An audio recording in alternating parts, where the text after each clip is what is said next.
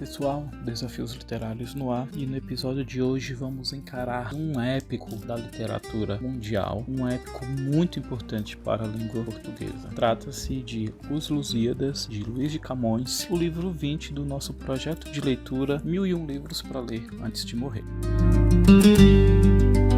Muitos épicos fazem parte desse nosso projeto de leitura e muitos deles obviamente foram lidos e não resenhados ainda. Caso você queira saber o porquê, eu recomendo que você volte ao episódio de introdução do projeto de leitura. Lá eu explico direitinho como que funciona, porque eu comecei por A Divina Comédia, porque eu pulei, apesar de ter lido alguns livros como Epopeia de Gilgamesh, Ilíada, Odisseia, Eneida, Metamorfoses, Beowulf, vários livros eu pulei, embora já tenha lido, e eu comecei por A Divina Comédia. A Divina Comédia também um épico, mas o que vem a ser exatamente um épico? O que é uma epopeia? O que é uma poesia épica? Uma epopeia, basicamente, é uma poesia que narra os feitos heróicos e eventos históricos ou místicos importantes para uma cultura. Esses feitos são concentrados em um personagem ilustre ou um representante de toda uma nação. Por exemplo, lá em Ilíada, há a narração de 51 dias do 9º ano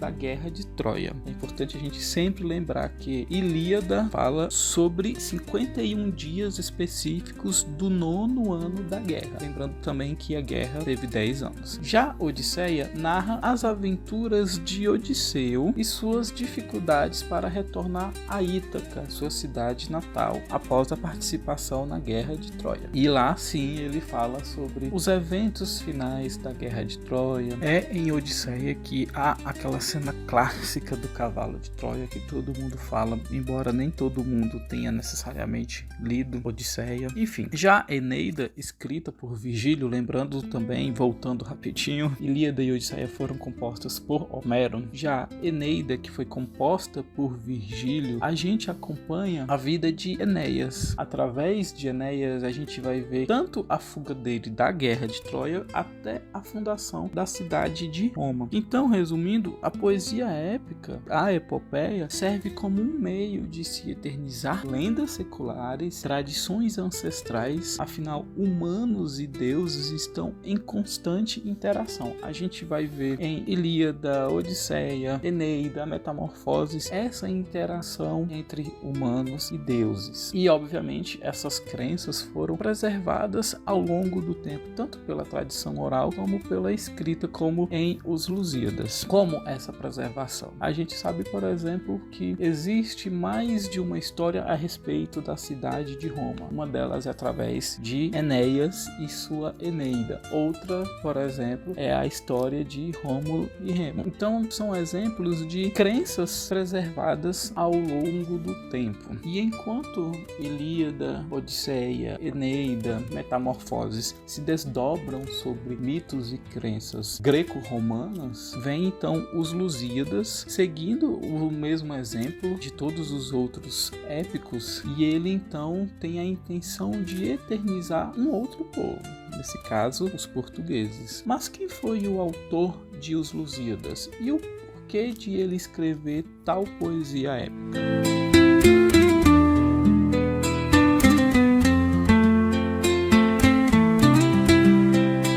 O autor de Os Lusíadas é Luís Vaz de Camões. Camões foi um poeta e um soldado português, e ele é considerado o poeta mais importante de Portugal, assim como o maior representante do Renascimento português e, obviamente, o escritor mais importante em língua portuguesa. Ele nasceu na data provável de 1524, lá em Lisboa, e também não há uma data certa a respeito de sua morte, mas é bem provável que tenha falecido entre 1579 e 1580. Apesar da fama e da importância nos dias de hoje, a vida de Camões enquanto escritor foi bem difícil. Ele teve muitas dificuldades em compor as suas obras e fazer com que suas obras fossem validadas, fossem importantes para a sociedade de sua época. Tanto que até aqui em Os Lusíadas há diversas críticas sobre como as pessoas não se importam com a sua literatura, com o que ele escreve sobre os próprios portugueses. portugueses. Não se sabe muito sobre a vida de Camões, muitas coisas são deduções, mas são fatos que ele tinha diversos conhecimentos em mitologia, em latim, literatura e estudos clássicos como um todo, assim como suas viagens tanto à África quanto à Índia e ao Oriente. E obviamente essas experiências que ele acumulou tanto como soldado quanto como navegador serviram como inspiração na composição de Os Lusíadas. Para a gente entender um pouco a composição de Os Lusíadas e entender o porquê de ele escrever tal obra e tal obra ser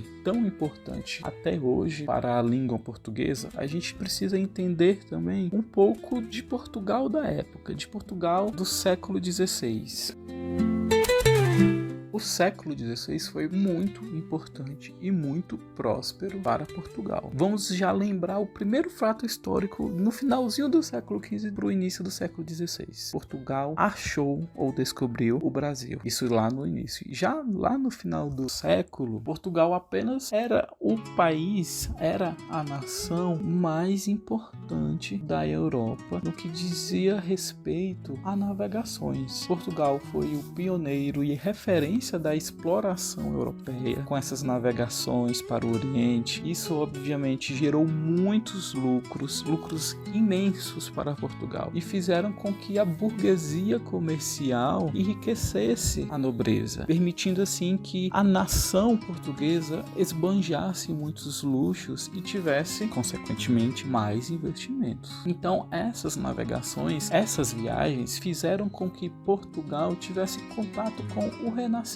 italiano, a origem de tudo, afinal, tudo nasceu em Florença, na Itália, e esse comércio com França, com a Espanha, com a Itália, com a Inglaterra, fez com que o intercâmbio, não apenas comercial, mas até mesmo cultural, se intensificasse. Tanto que, comercialmente falando, chamamos esse período de Era das Navegações ou Era dos Descobrimentos. E sempre que pensamos nesse período, o primeiro país que vem à mente é justamente Portugal. E obviamente na literatura há a presença do Renascimento, mas chamamos de Renascimento tardio, pois enquanto já estava consolidado esse evento, esse momento na Itália, na França e nos arredores, ele chegou um pouco tardiamente em Portugal e também fez com que esse momento de Portugal, esse momento comercial, fizesse com que Portugal seguisse o seu trajeto, seguisse a sua forma na literatura. Então o contato com os renascentistas levou os sonetos. Vamos falar de Petrarca, que consta aqui no nosso projeto de leitura. Tem um episódio só para ele e seus 84 sonetos de amor para Laura. Mas voltando, os renascentistas fizeram com que os sonetos e a poesia chegasse a Portugal, assim como os romances de cavalaria. Estamos falando de Dom Quixote, que vamos ler muito em breve. Não demoraria, obviamente, até que a literatura de viagem fizesse parte de Portugal. Afinal, era algo que Portugal fazia muito, suas viagens marítimas. Então, Os Lusíadas foi escrito, por exemplo, em um período em que o próprio Brasil já havia sido descoberto, já havia sido achado. Então, há aqui, graças a Camões, uma união do útil ao agradável. Os elementos clássicos da literatura greco-romana, assim como um resgate através do Renascimento italiano, com elementos nacionais, com elementos portugueses. Então Camões foi muito bem sucedido, foi muito feliz ao escrever Os Lusíadas, apesar de todas as dificuldades, pois aqui temos em mão uma verdadeira epopeia, um verdadeiro épico nacional, que obviamente sobreviveria ao longo do tempo e se tornou a leitura mais importante do nosso idioma. Vocês conseguem sentir a força de Camões e, infelizmente, assim como a poesia épica como um todo, as pessoas têm muito medo, têm muita dificuldade em encarar e, infelizmente, quando pensam em épicos, quando pensam em epopeias, preferem Homero, preferem Virgílio, quando o próprio Camões não perde em nada para cada um desses escritores. Mas antes de deixar minha opinião sobre, vamos falar então sobre o que se trata exatamente Os Lusíadas.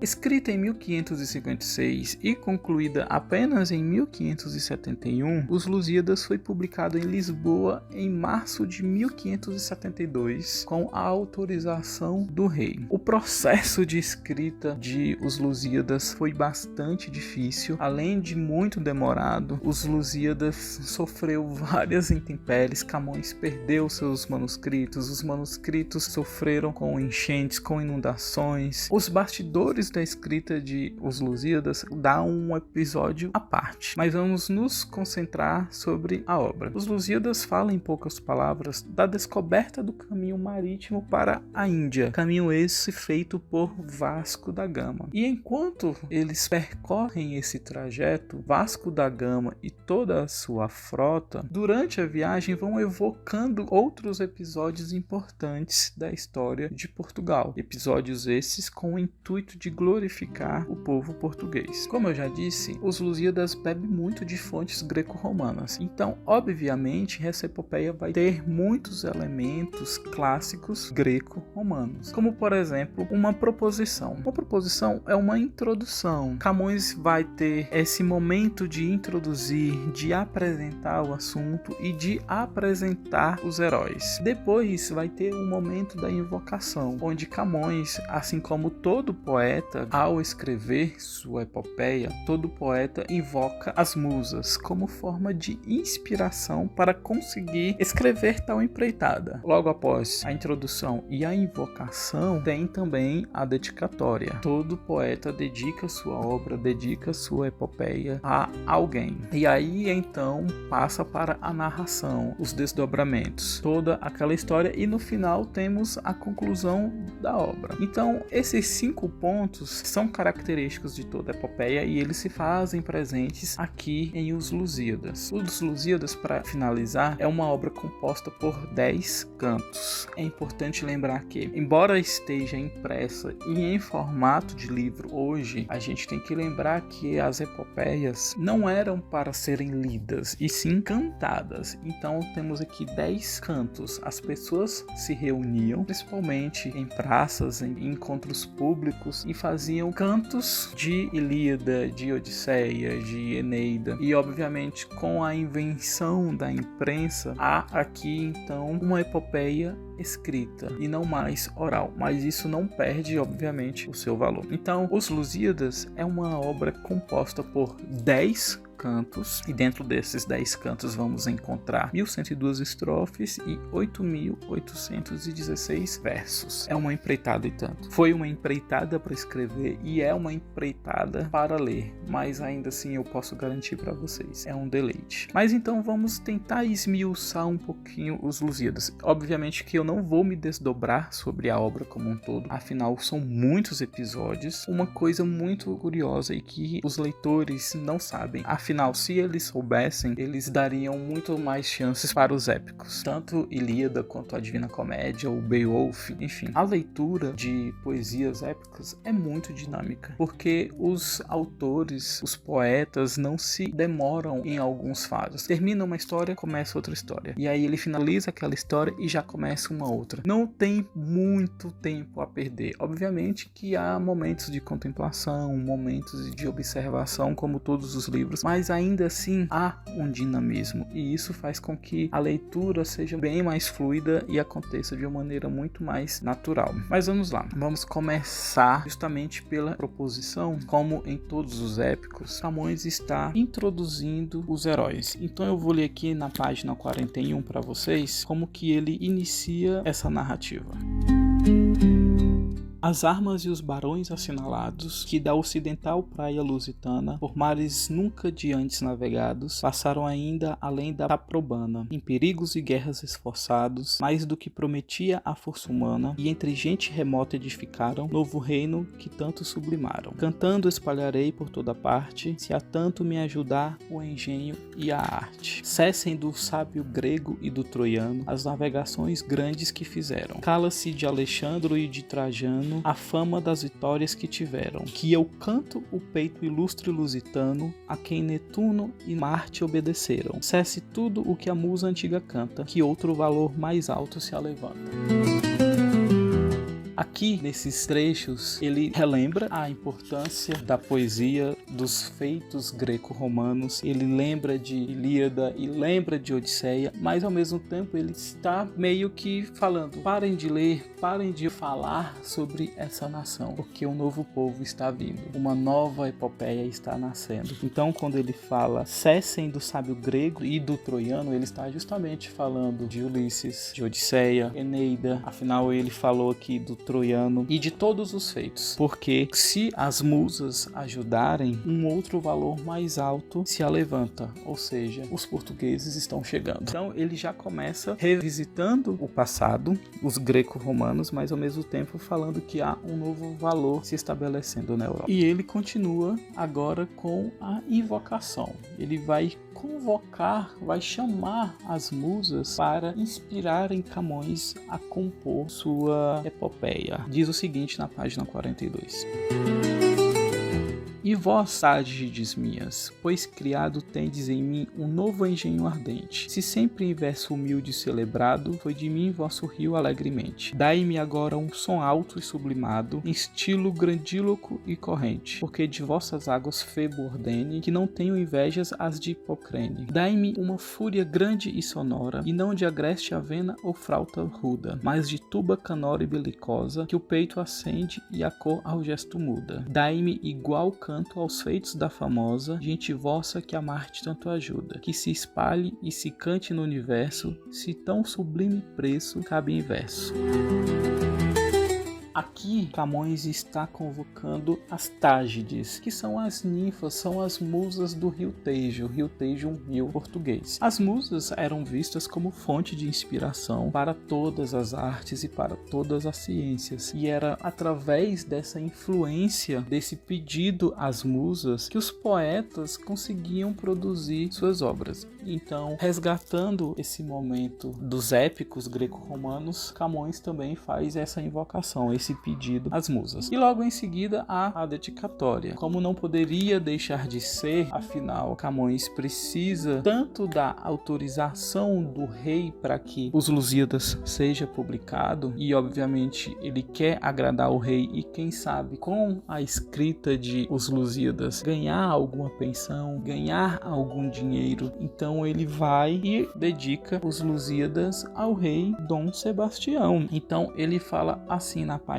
46 para o rei: vereis amor da pátria não movido de prêmio vil mais alto e quase eterno, que não é prêmio vil ser conhecido por um pregão do ninho meu paterno. Ouvi, vereis o nome engrandecido daqueles de quem sois senhor superno, e julgareis qual é mais excelente, se ser do mundo rei, se de tal gente.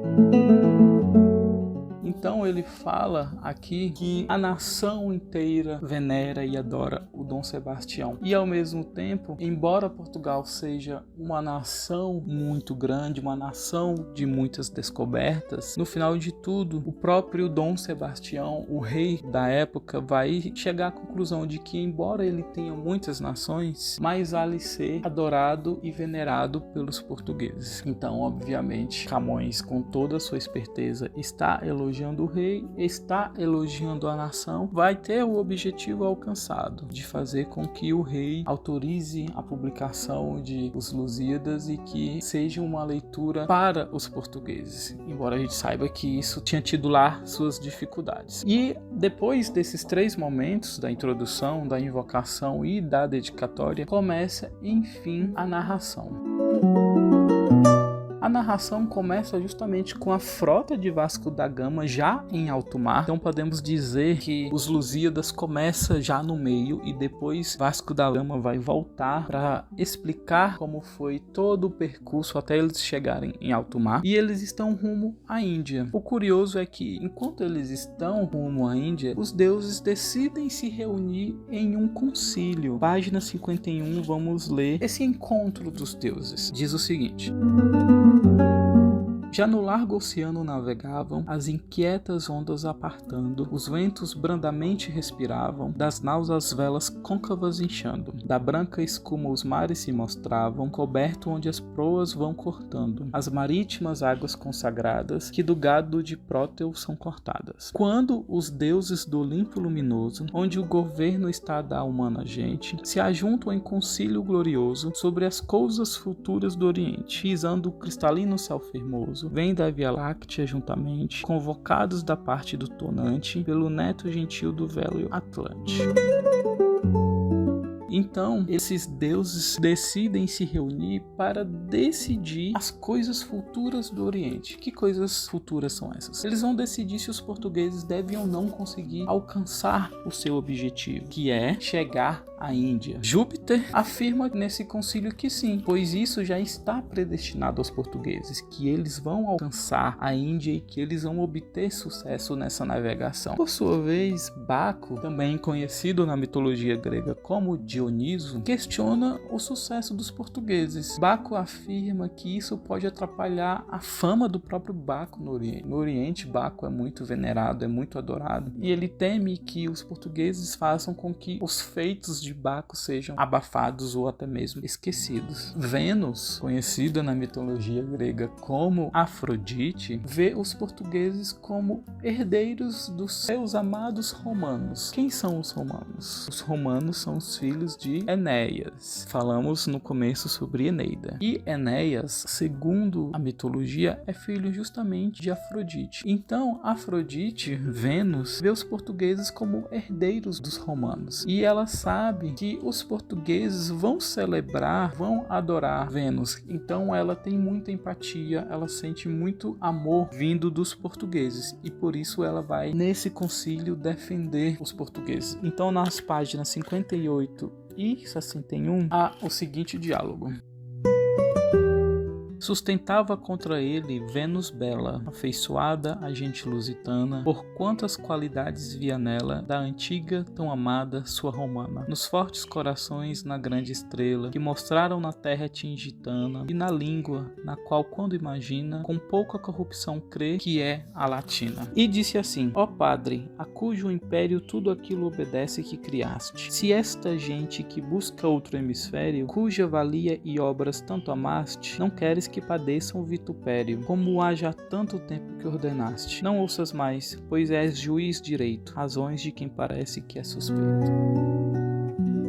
Vênus aqui intercede em favor dos portugueses. E Zeus, Júpiter, já decretou: a nação portuguesa vai conseguir alcançar seus objetivos. Obviamente que Baco não fica feliz com essa sentença e vai procurar meios de atrapalhar essa viagem. Então, os Lusíadas vai se desdobrar sobre essa viagem, Baco tentando atrapalhar os portugueses e Vênus tentando ajudar os portugueses a alcançar sua empreitada maior, que é chegar à Índia. A narração depois disso volta à frota e mostra que Vasco da Gama e sua frota chegam enfim a Moçambique. Quando chegam a Moçambique, são acolhidos por muçulmanos que, intimidados pelo poderio das naus, pela força portuguesa, prometem mantimentos e um piloto, como se fosse um guia, que os leve à Índia. Mas as verdadeiras intenções dos moçambiquenhos, infelizmente, não são boas. Afinal, os moçambiquenhos vão procurar, através de Baco, a destruição dos portugueses. Então eu vou ler aqui para vocês, na página 64, esse encontro de início empolgante, mas que depois, através de Baco, vai mostrar suas verdadeiras intenções. Vasco da Gama, o forte capitão, que a tamanhas empresas se oferece, de soberbo e altivo coração, a quem fortuna sempre favorece, para se aqui deter não ver razão, que inabitada a terra lhe parece, por diante passar determinava, mas não lhe sucedeu como cuidava. Eis que aparece logo em companhia uns pequenos batéis, que vêm daquela que mais chegada a terra parecia, cortando o longo mar com larga vela. A gente se alvoroça e de alegria não sabe mais que olhar a causa dela. Que gente é esta, em se diziam? Que costumes, que lei, que rei teriam? Comendo alegremente, perguntavam pela arábica língua, de onde vinham, quem eram, de que terra, que buscavam, ou que partes do mar corrido tinham. Os fortes lusitanos lhe tornavam as discretas respostas que convinham. Os portugueses somos do ocidente, imos buscando as terras do oriente. Do mar temos corrido e navegado, por toda a parte do Antártico e Calisto. Toda a costa africana rodeado, diversos céus e terras temos visto. De um rei potente somos, tão amado, tão querido de todos e bem quisto. E os moçambiquenhos então vão lá e respondem na página 69. Somos um dos da ilha lhe tornou, estrangeiros na terra, lei e nação, que os próprios são aqueles que criou a natura, sem lei e sem razão. Nós temos a lei certa que ensinou o claro descendente de Abraão, que agora tem do mundo o senhorio, a mãe hebreia teve e o pai gentil. E porque tudo enfim vos notifique, chama-se a pequena ilha Moçambique. Então há esse diálogo entre portugueses e moçambiquenhos. E obviamente essa refeição, esse encontro de início é pomposo, é muito louvado, mas devemos lembrar da interferência dos deuses. Então Baco logo vem a Moçambique através da forma mortal de um dos conselheiros do rei e ele vai fazer a seguinte investida contra os portugueses. Página 77 diz o seguinte: porém disto que o mouro aqui notou, e de tudo o que viu com olho atento, um ódio certo na alma lhe ficou, uma vontade má de pensamento. Nas mostras e no gesto não o mostrou, mas com risonho e ledo fingimento, tratá-los brandamente determina, até que mostrar possa o que imagina. Pilotos lhe pediu o capitão, por quem pudesse à Índia ser levado. Diz-lhe que o largo prêmio levarão, do trabalho que nisso for tomado. Promete o mouro, com tensão de peito venenoso e tão danado, que a morte se pudesse neste dia, em lugar de pilotos lhe daria. E aí vamos acompanhar a aparição de Baco. Isso dizendo, irado e quase insano, sobre a terra africana descendeu, onde, vestindo a forma e gesto humano, para o prazo sabido se moveu, e por melhor teceu astuto engano, no gesto natural se converteu, de um mouro em Moçambique conhecido, velho, sábio e com cheque muito valido, e entrando assim a lhe falar, a tempo e horas, a sua falsidade acomodadas, lhe diz como eram gentes roubadoras, estas que ora de novo são chegadas, que das nações na costas moradoras, correndo a fama veio que roubadas foram por estes homens que passavam, que com pactos de paz sempre acoraram. E se ainda não ficarem desse jeito, destruídos ou mortos totalmente, eu tenho imaginada no conceito outra manha e ardil que te contente. Manda-lhes dar piloto que de jeito seja astuto no engano e tão prudente que os leve aonde sejam destruídos, desbaratados, mortos ou perdidos. Tanto que estas palavras acabou, o mouro nos tais casos sábio e velho, os braços pelo colo lhe lançou, agradecendo muito o tal conselho. E logo neste instante concertou para a guerra o belígero aparelho, para que aos portugueses se lhe tornasse em roxo sangue a água que buscasse.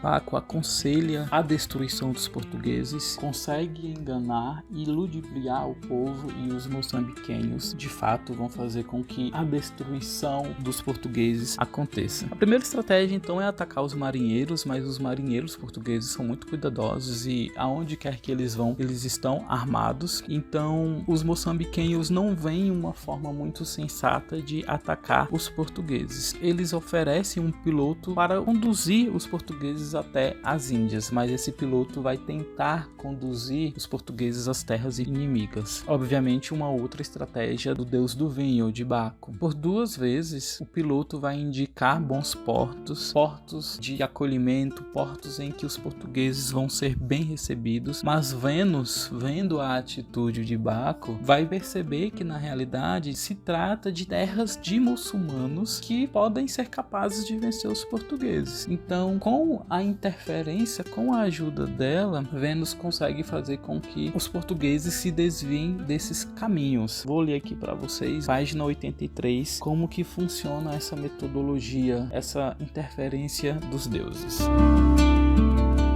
Mas o mouro, instruído nos enganos que o malévolo Baco lhe ensinara, de morte ou cativeiro novos danos, antes que a Índia chega, lhes prepara. Para lá se inclinava a leda frota, mas a deusa em Cítara celebrada, estamos falando de Vênus, vendo como deixava a certa rota, por ir buscar a morte não cuidada, não consente que em terra tão remota se perca a gente dela tanto amada, e com ventos contrários a desvia, donde o piloto falsa a leva e guia.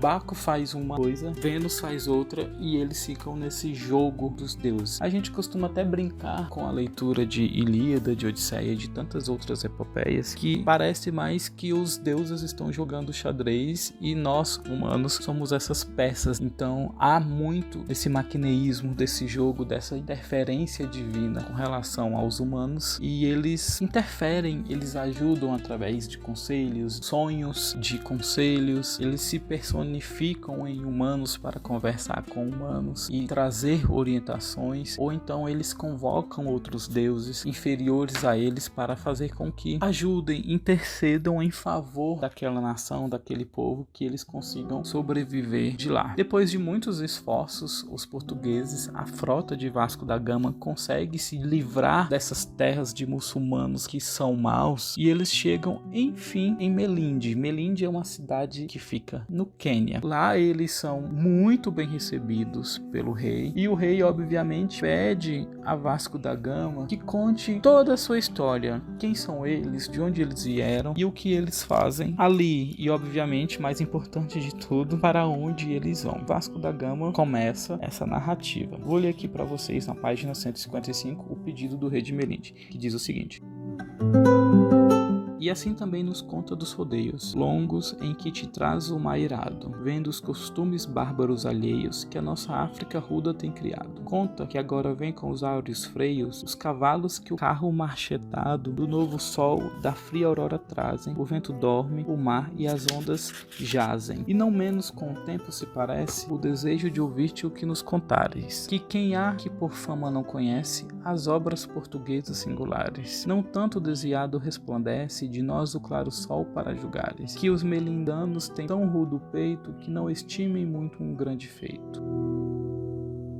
Vasco da Gama atende o pedido do rei e, obviamente, mais uma vez, há uma invocação. Agora, Vasco da Gama invoca especificamente a musa Calíope para inspirá-lo a falar sobre todos os feitos de Portugal. E aqui no canto 3 começa então um longo trecho imenso em que Camões, através do seu desbravador e seu navegador, vai se desdobrar sobre a geografia da Europa, sobre Portugal e como se comporta no continente com relação aos demais, passando então a narrativa de toda a história de Portugal. De Luso, uma pequena cidade fundada, até uma monarquia, até a história dos reis, com a intenção, obviamente, de narrar a formação da nacionalidade portuguesa para contar os feitos guerreiros dos portugueses, principalmente contra as nações vizinhas, os castelhanos e os mouros. E, obviamente, existe aqui esse momento de maior exaltação de Portugal e dos portugueses. Afinal, Camões ajuda a consolidar um sentimento de pertencimento e de identidade entre os portugueses. Afinal, Camões escreve e eterniza que os portugueses são desbravadores, pioneiros naquilo que estão fazendo, são conquistadores de terra, são bons em fazer negócios e são uma nação forte. Portugal é uma nação forte, Portugal é uma nação muito rica, graças, não poderia deixar de ser, ao seu povo, aos feitos dos portugueses. E é justamente nesse trecho que vai se desdobrar por mais de 2 cantos que temos algumas das histórias mais conhecidas e mais bonitas de Os Lusíadas e algumas das minhas favoritas também. A gente tem que lembrar que estamos falando de uma narrativa moldura. Caso você já esteja acostumado com os episódios, você já me ouviu falando que a narrativa moldura é a história dentro da história. Isso graças ao livro das 1001 Noites, em que há uma história, há uma narrativa acontecendo e dentro dessa narrativa há uma outra narrativa. Então, mais uma vez, pela milésima vez, vamos resgatar. O livro das Mil e Uma Noites fala sobre Sherazade, uma mulher que está de alguma forma tentando conter as matanças do rei. Então ela vai se casar com esse rei e nas núpcias ela vai começar a contar uma história. O rei vai ficar curioso para saber essa história, mas a Sherazade, graças à sua inteligência e sabedoria, afinal inteligência e sabedoria são coisas totalmente distintas, vai conseguir convencer o rei a esperar mais uma noite para matá-la. Ela vai interromper a história justamente no ápice. E o rei, com muitos afazeres, vai deixar Sherazade ali, vai fazer as suas rotinas durante o dia e durante a noite ele vai chegar e já vai de pronto falar. Termina a história. E aí Sherazade vai contar novamente a história e vai interromper mais uma vez em um momento muito importante em que o rei vai suspender a morte dela por mais um dia. Então temos ali 1001 noites, que não significam necessariamente 1001 histórias. Mas então temos essa narrativa dentro da narrativa. A história contada por Sherazade. Então essa narrativa moldura. Aqui em Os Lusíadas nós vamos ter também. Nós vamos ver Vasco da Gama ou algum membro da sua frota contando uma história. E essa história vai ter um começo, meio e fim e vai fazer com que o leitor fique ainda mais vidrado nessa narrativa. Afinal, já temos uma viagem acontecendo com muitos percalços. Temos no meio dessa viagem os deuses interagindo entre si e brigando. E temos agora também narrativas dentro de narrativas. Então, vocês conseguem perceber como Os Lusíadas é uma narrativa muito rica, como há muito a se falar sobre Os Lusíadas. De fato, é um livro maravilhoso, que eu já recomendo para vocês. Eu, infelizmente, não vou contar todas as histórias, afinal, é muita coisa, mas eu vou falar algumas das histórias mais populares, mais conhecidas e que, curiosamente, foram as minhas favoritas. Uma delas se trata de Inês de Castro. Inês e Dom Pedro I, o que viria a ser um futuro rei de Portugal, e é bom lembrar que quando a gente fala de Dom Pedro I em Portugal e Dom Pedro I no Brasil, são reis totalmente diferentes. Então Inês e Dom Pedro I são amantes trágicos por excelência, eles nasceram para serem amantes trágicos. O pai de Dom Pedro I, Dom Afonso IV, pretende casar o filho, Dom Pedro I, com alguém de sua classe social, alguém que traz benesses e obviamente vai fazer com que os laços de Portugal com alguma outra nação se solidifiquem e permaneçam fortes. Só que Dom Pedro I se recusa a casar com alguém que não seja Inês. Inês, uma mulher, possui marido, que possui filhos, e contrariado, Dom Afonso IV então decide matar Inês de Castro, pois assim ele entende que com a morte de Inês, o filho não vai se ver em outra obrigação senão se casar com alguma outra mulher. Então Inês de Castro é levada à presença do rei, implora por sua vida só para que possa cuidar dos seus filhos, e ela até que convence o rei. Aqui há uma demonstração de piedade, afinal a justificativa de Inês de Castro não é nem sobreviver por si próprio ou de alguma forma tentar fugir da presença do rei, ou então fugir com Dom Pedro I e assim ter a sua vida tranquila. Não, ela coloca a vida dos filhos em primeiro lugar. Isso traz uma beleza, isso traz um compadecimento, uma piedade, não só ao rei, como a nós, leitores. Então, o rei se comove com essa atitude de Inês de Castro, mas os conselheiros do rei e o povo não. Então, eles exigem a morte de Inês de Castro. E assim acontece. Inês de Castro, pincelada, narrada como uma mulher frágil, como uma mulher muito bonita e principalmente apaixonada, a gente esquece nesse primeiro momento que ela é amante, ela então é assassinada. Então eu vou ler aqui para vocês na página 226 e diz o seguinte: Queria perdoar-lhe o rei Benino, movido das palavras que o magoam, mas o pertinaz povo e seu destino, que desta sorte o quis, não lhe perdoam. Arrancam das espadas de aço fino os que por bom tal feito lhe apregoam. Contra uma dama, ó peitos carniceiros, feros os amostrai e cavaleiros. Qual contra a linda moça policena, consolação extrema da mãe velha, porque a sombra de Aquiles a condena, com o ferro duro pirro se aparelha. Mas ela, os olhos que com o ar serena, bem como paciente e mansa ovelha, na mísera mãe postos que endoudece, ao duro sacrifício se oferece. Tais contra Inês os brutos matadores, no colo de alabastro que sustinha, as obras com que amor matou de amores, aquele que depois a fez rainha. As espadas banhando e as brancas flores, que ela dos olhos seus regadas tinha, se encarniçavam férvidos e irosos, no futuro castigo não cuidosos.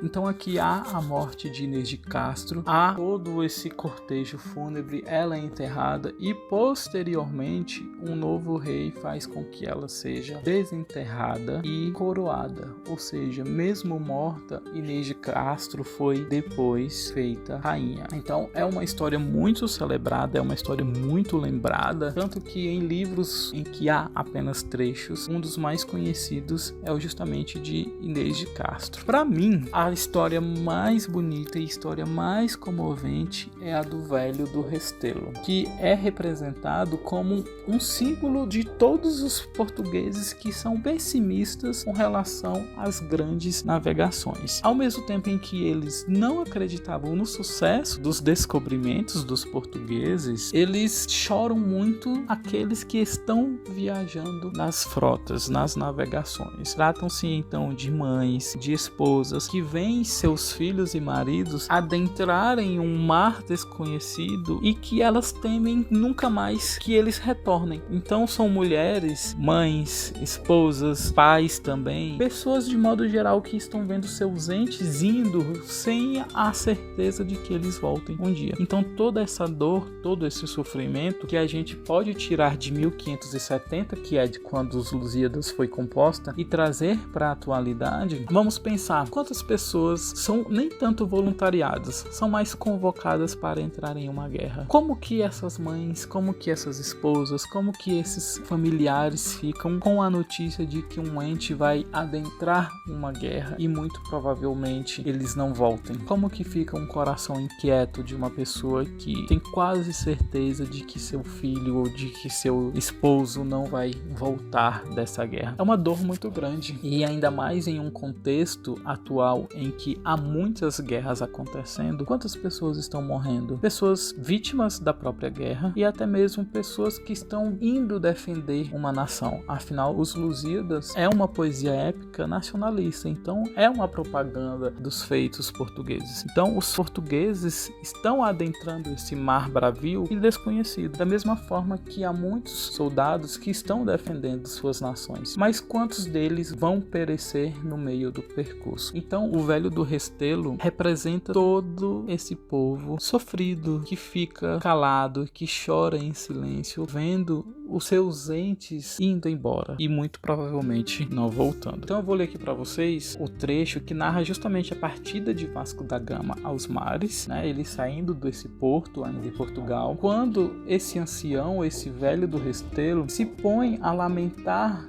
de frente à população sobre as viagens, lamentar os ocupantes das naus, com justamente esse argumento de que essas viagens trazem sim benefícios, mas também trazem muita dor, muito sofrimento. Afinal, essas viagens são movidas pela cobiça, pelo desejo de ter fama, pelo desejo de se alcançar uma glória e riquezas que não há mais necessidade. Portugal já estava em seu esplendor, Portugal já era uma nação muito rica, e essa busca incessante iria fazer com que o desastre iminente viesse tanto para si mesmos quanto para o povo português. Então, embora os Lusíadas seja essa carta de amor a Portugal e aos portugueses, a poesia épica também tem esse momento de reflexão. Há essa crítica ao rei. Vamos lembrar que os Lusíadas seria lida ao rei para que pudesse posteriormente ser publicada. Então vocês imaginam também como que o rei rei ouvia essa manifestação de Camões através de Os Lusíadas. É algo a se pensar, é algo a se refletir. Na página 284 vamos então ver essa manifestação do Velho do Restelo, que diz o seguinte: depois de aparelhados desta sorte, de quanto tal viagem pede e manda, aparelhamos a alma para a morte, que sempre aos nautas ante os olhos anda. E em longo caminho e duvidoso, por perdidos as gentes nos julgavam, as mulheres com um choro piedoso, os homens com suspiros que arrancavam, mães, esposas, irmãs, que o temeroso amor mais desconfia acrescentavam, a desesperação e o frio medo de já nos não tornar a ver tão cedo. Qual vai dizendo: ó filho, a quem eu tinha só para refrigério e doce amparo desta descansada já velhice minha, que em choro acabará penoso e amaro, porque me deixas, mísera e mesquinha, porque de mim te vás, ó filho caro, a fazer o funéreo enterramento, onde sejas de peixe mantimento. Olha o peso dessa estrofe, gente. Olha o peso deste verso. As mães estão chorando, estão se lamentando porque elas sabem que os filhos vão ser comida de peixe em alto mar. Olha o desespero, olha o desabafo de mamãe. Isso aqui é muito bonito, isso aqui é muito belo. Eu tô lendo aqui pra vocês e tô arrepiado. Mas continuando.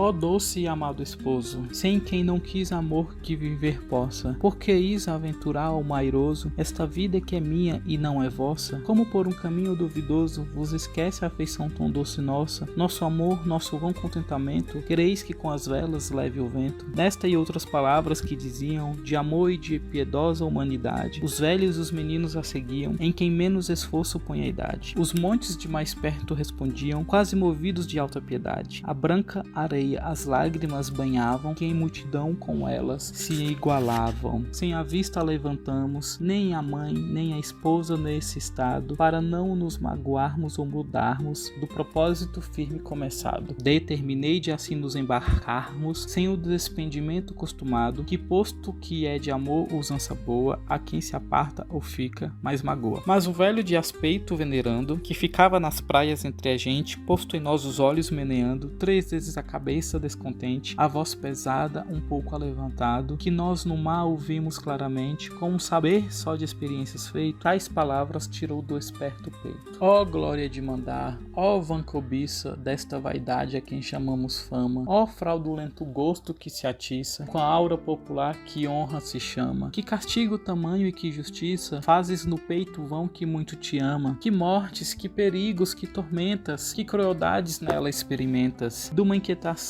da alma e da vida, fonte de desamparos e adultérios, sagaz consumidora conhecida de fazendas, de reinos e de impérios, chamam-te ilustre, chamam-te subida, sendo digna de infames vitupérios, chamam-te fama e glória soberana, nomes com quem se o povo nece o engana. A que novos desastres determinas de levar estes reinos e esta gente? Que perigos, que mortes lhe destina, debaixo de algum nome proeminente? Que promessas de reinos e de minas, de ouros que lhe farás tão facilmente? Que famas lhe prometerás? Que histórias, que triunfos, que palmas, que vitórias! Mas ó tu, geração daquele insano, cujo pecado e desobediência não somente do reino soberano te pôs neste desterro e triste ausência, mas ainda do outro estado mais que humano, da quieta e da simples inocência, idade de ouro tanto te privou, que na de ferro e das armas te deitou, já que nesta gostosa vaidade tanto elevas a leve fantasia, já que a bruta crueza e feridade puseste nome esforço e valentia, já que prezas em tanta quantidade o desprezo da vida que devia de ser sempre estimada, pois que já temeu tanto perdê-la, não tens cidades 1000, terra infinitas, se terras e riquezas mais desejas? Não é ele por armas esforçados? Se queres por vitórias ser louvado, deixas criar às portas o inimigo, por ires buscar outro de tão longe, buscas o incerto e incógnito perigo, porque a fama te exalte e te lisonjeie, chamando-te Senhor com larga cópia da Índia, Pérsia, Arábia e da Etiópia. Ó maldito, se é justa a justa lei que sigo e tenho, nunca juízo algum alto e profundo, nem cítara sonora ou vivo engenho, te dê por isso fama nem memória, mas contigo se acabe o nome e a glória.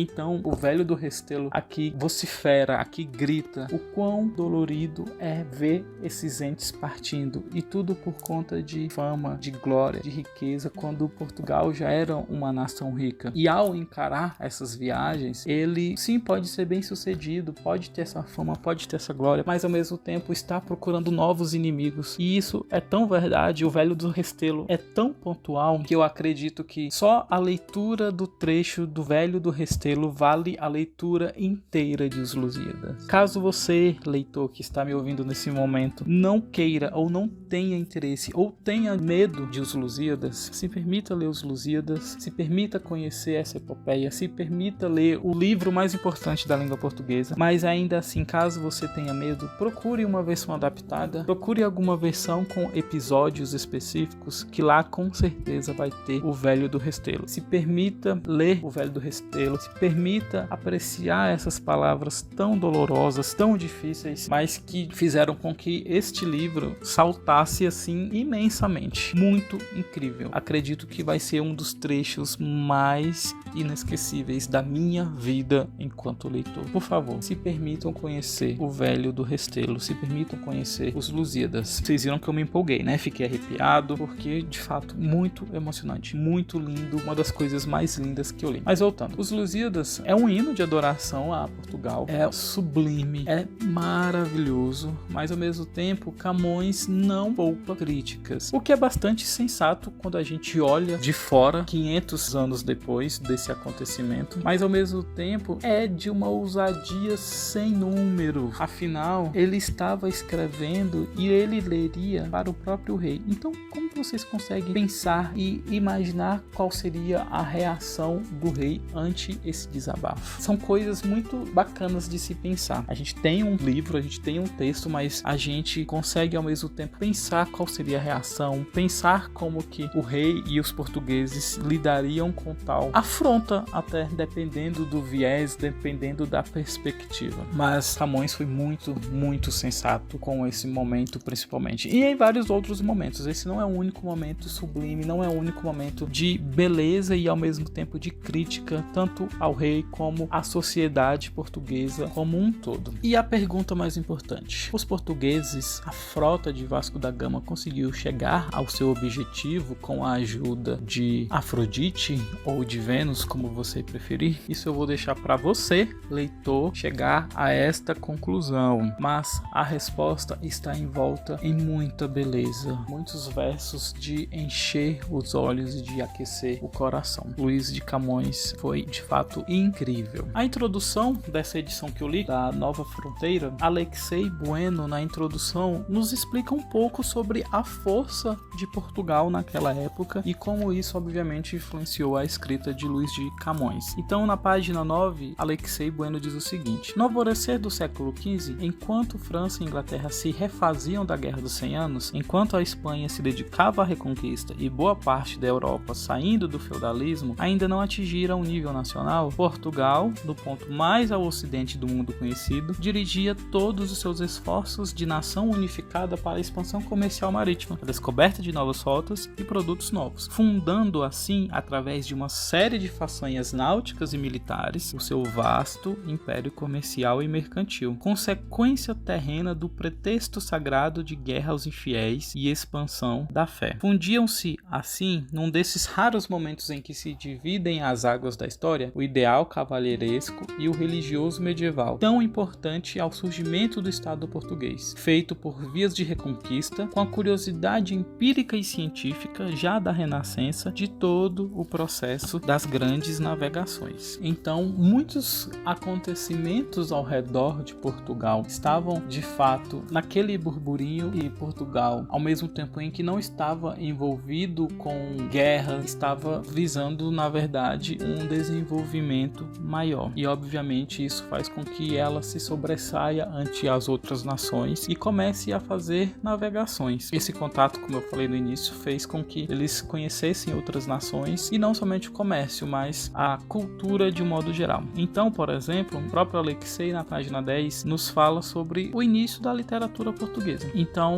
diz o seguinte: a literatura portuguesa, após dar o último e maior fruto do medievalismo na obra de Gil Vicente, começava então a receber de fora, da Itália especialmente, a estrutura formal que a conduziria ao apogeu. O retorno de Sá de Miranda da Itália, onde ficara 5 anos o contato com Dante e Petrarca, a introdução dos métodos do Dolce e estilo novo, a releitura renascentista de todo o patrimônio clássico sobrevivente, a introdução do decassílabo e da oitava, bem como de diversos gêneros característicos do período, o soneto, a canção, tudo isso vinha unir-se a um material literário novo, a historiografia militar colonial, a crônica trágico-marítima, aos relatos de viagens, formando assim esse quase milagroso humus necessário à eclosão da verdadeira epopeia. Já então se perguntavam os poetas portugueses, em meio à convicção de que façanhas da expansão nacional igualavam ou mesmo superaram as das antiguidades clássicas. Quem seria o novo Homero dessa nova raça de guerreiros e de nautas? E é sobre esse fundo histórico que aparece o homem, armado da pena e da espada, boêmio devasso e amante platônico, arruaceiro das noites de Lisboa e gigante espiritual e moral, encarcerado no reino, mutilado na África, naufragado no Camboja, reencontrado na mais completa miséria em Moçambique, vagueando por 3 continentes, amante de aias da corte, cativas africanas e jovens chinesas, morrendo junto com a independência portuguesa, homem síntese da renascença, homem símbolo de sua pátria, pai da língua e junto com Tasso, o maior poeta épico do mundo. Estamos falando então de Luís Vaz de Camões, este homem que pode ser colocado no mesmo patamar que Homero, Virgílio, Ovídio e Dante, pois cada um para sua própria nação é a persona máxima e fez com que suas obras e a nação fosse conhecida e elevada a outros patamares. É impossível a gente falar Grécia em literatura e não pensar em Homero. É impossível a gente falar em Itália e sua literatura e não pensar em Dante. É impossível a gente pensar em Roma e não pensar em Virgílio. Então é obviamente impossível a gente pensar em Portugal e sua literatura e não pensar em Camões. Logo após, na página 15, o Alexei também se desdobra sobre a força de Os Lusíadas, um texto de apoio muito bom para quem quiser começar a ler o Lusíadas e quebrar um pouco esse medo que tem da obra de Camões. Ele diz o seguinte: a obra poética de Camões representa a suma de todos os gêneros do lirismo renascentista, como talvez nenhum outro contemporâneo seu de outra literatura tenha realizado, e a criação do português moderno, a mesma língua literária que usamos hoje. Comparado com seus contemporâneos e antecessores próximos, a linguagem de Camões é intensamente viva, expressiva,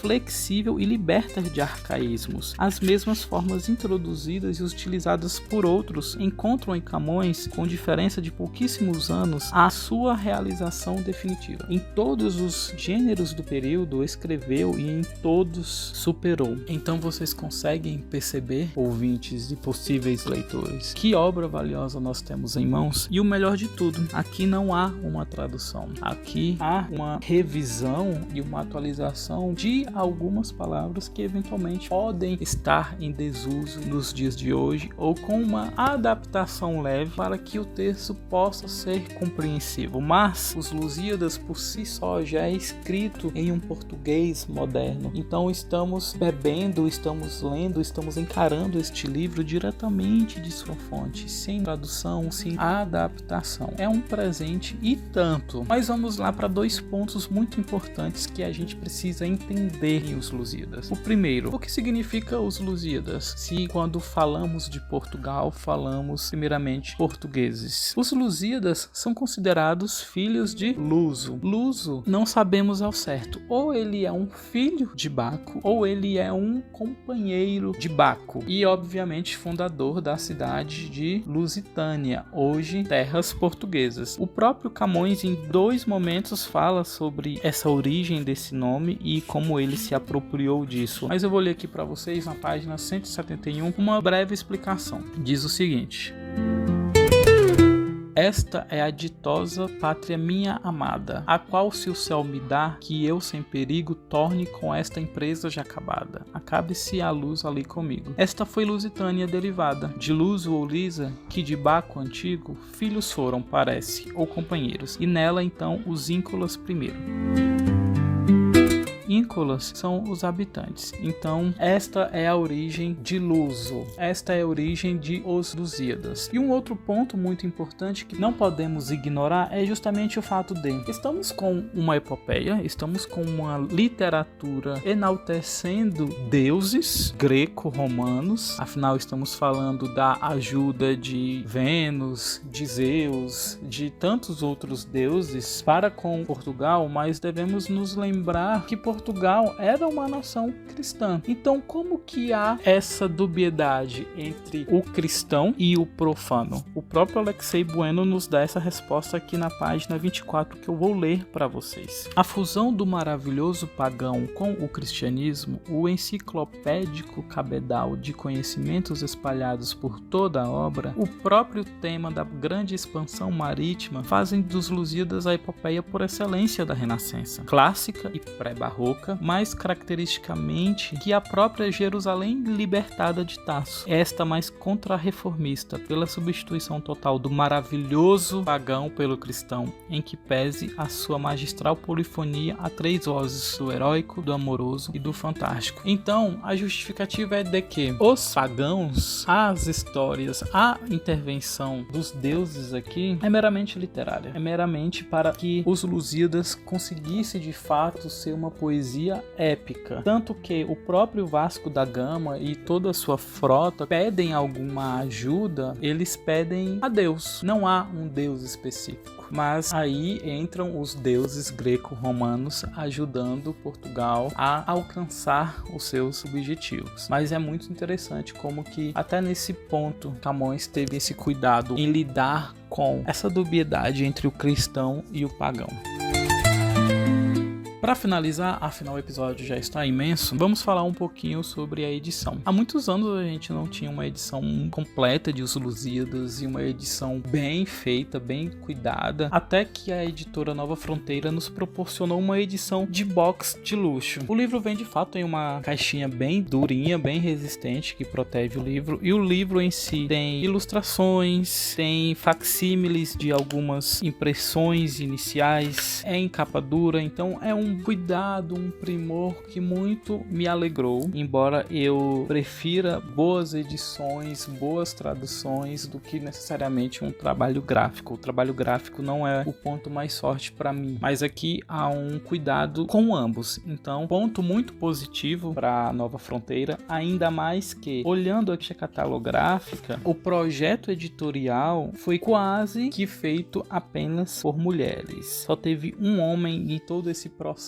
editorial. Então fico muito feliz com esse cuidado e com essa atenção que a Nova Fronteira deu aos Lusíadas. Então é um livro muito bonito, um livro muito bem cuidado, um livro que a gente vai perceber que ele vai ter um processo duradouro, ele não vai amarelar, não vai se acabar com facilidade, o que obviamente é muito bom. Tem a introdução e as notas do Alexei Bueno, as notas o mais simples possível. O próprio Alexei comenta que ele não queria que essas muitas notas de rodapé atrapalhassem o ritmo da leitura, então é algo muito pontual, embora sejam muitas as notas de rodapé. Caso o leitor não queira encarar de uma vez Os Lusíadas, existem outras edições adaptadas com os episódios mais famosos ou então trechos importantes para vestibulares, como é comum em vários livros clássicos. Tem uma edição muito boa da Atelier Editorial em que ela se desdobra sobre 4 momentos importantes de Os Lusíadas, então vai ter esses trechos e depois vão ter textos de apoio sobre esses momentos e vão dar obviamente um panorama muito interessante a respeito de Portugal, de Os Lusíadas, a literatura do momento. Então, caso você queira experimentar antes de encarar esse monumento de quase 700 páginas nessa edição da Nova Fronteira, eu recomendo também, embora eu sugira encarecidamente que você não perca seu tempo, tempo e encare os Lusíadas em toda a sua totalidade. Eu tive um pouco de dificuldade de início, e olha que eu li já Ilíada, Eneida, Metamorfoses, Odisseia, Beowulf, a Epopeia de Gilgamesh, a Divina Comédia, e eu tive um pouco de dificuldade no começo por diversos momentos e diversos problemas pessoais. Eu comecei um novo trabalho e isso fez com que num primeiro momento eu me afastasse do livro. Depois eu reiniciei o livro em outro momento e surgiram outros problemas, desta vez pessoais, e eu abandonei o livro mais um momento. E aí na terceira vez eu tentei novamente do zero, e aí sim eu consegui deslanchar essa leitura e finalizei ela em menos de uma semana, para vocês terem uma ideia. Então, ao mesmo tempo em que exige um pouco mais do leitor, afinal o leitor precisa estar com um tempo maior, com uma disposição maior e com uma vontade de evoluir na leitura, o retorno foi maravilhoso. Tanto que eu só não me arrependo em não ter lido antes os Lusíadas por conta de fato deste projeto de leitura. Mas foi um prazer conhecer Camões, foi um deleite ler os Lusíadas. Hoje eu entendo porque é um livro tão incrível e tão importante para a literatura mundial, mas ainda assim para a língua portuguesa. Gente, não se esqueçam, os Lusíadas é o livro mais importante da nossa língua, do nosso idioma, e temos que valorizar, pois, mais uma vez, sempre que falamos de epopeias, sempre que falamos de clássicos, lembramos de Homero, lembramos de Virgílio, lembramos de tantos outros, mas acaba que Camões fica de escanteio, e isso não pode acontecer, pois é um primor, é um livro incrível, maravilhoso, e que eu espero sinceramente que vocês deem uma oportunidade, por favor. Então eu fico por aqui, recomendo mais uma vez, encarem os Lusíadas, encarem Luís de Camões, contem pra mim se vocês já leram, contem pra mim quais são os medos, quais são os desafios que vocês têm pra encarar este livro. Estamos em um podcast para sair das zonas de conforto, olha o nome do podcast, né? Desafios Literários. Desculpas pelo episódio imenso, mas eu precisava falar sobre com vocês e precisava de alguma forma tentar convencê-los a ler este livro magnífico. Um forte abraço e até o próximo episódio.